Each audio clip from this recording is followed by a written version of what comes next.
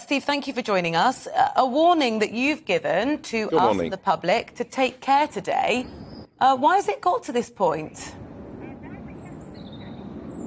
Well, the trade unions have been unwilling to give exemptions to cover all life-threatening and emergency calls.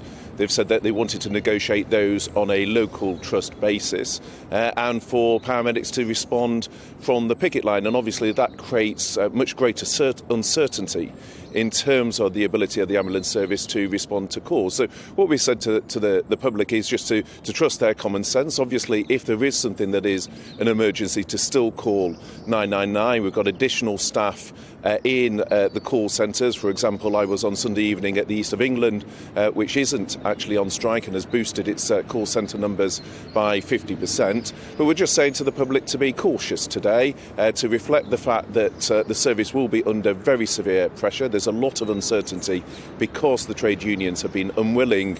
To be fair, the RCN were willing to give national exemptions in terms of the nurses' strike, but the GMB, Unite and Unison have not been willing to do that, and obviously that creates a lot more volatility in terms of the contingency plans we put in place.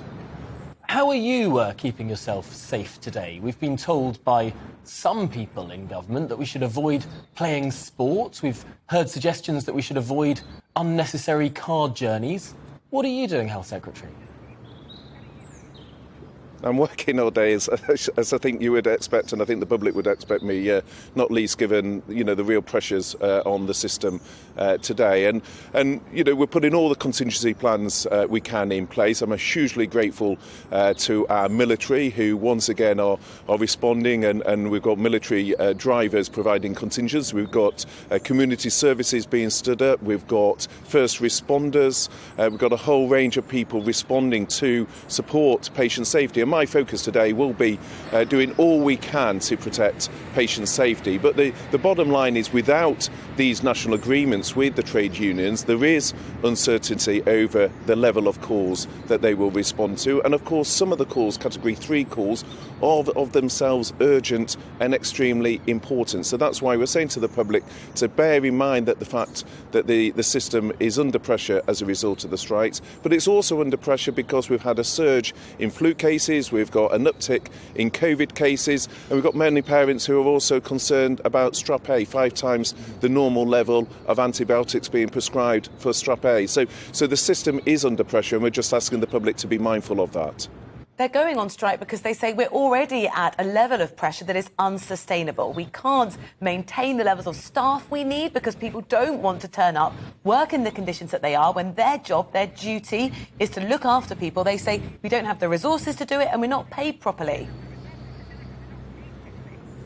Well, in terms of the resources, that is why the Chancellor in the autumn statement prioritised both the NHS and also social care, an extra 6.6 billion into the NHS over the next 2 years, and the biggest ever increase of any government into social care, 7.5 billion over the next 2 years. And that particularly was targeted at paramedics, because one of the biggest impacts, when I was talking to paramedics, for example, on Sunday, they said actually a bigger issue for them than pay was the frustration with handover delays at hospitals, and we know that that is predominantly caused by those who are fit to leave hospital but are delayed in hospital, usually because of the lack of social care. So that's why we put the record investment into social care to address those 13,500 people who are medically fit to leave hospital. That in turn is about getting flow into the system, which benefits those paramedics that have been delayed at A&E in terms of patient handovers.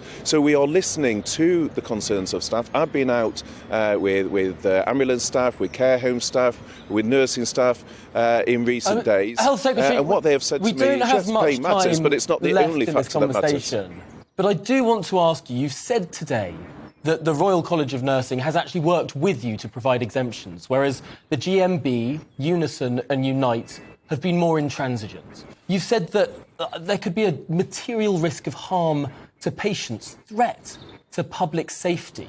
Why then are you allowing these strikes to go ahead at all? Why do we hear all of this talk about potential new laws to ban these sort of strikes well off into the future? Why haven't you acted sooner? Well, in terms of the rail industry, we have, and we brought forward legislation in terms of minimum service levels. Clearly, we will need to look at the data from today to see whether the exemptions that the trade unions have promised materialise. They've said, on the one hand, they want to cause maximum disruption, but on the other hand, that they don't want to cause harm to patients. So we've tried to work constructively with the trade unions, but of course, if we see significant patient harm, then as a government we will need to look at what is done in terms of minimum service levels.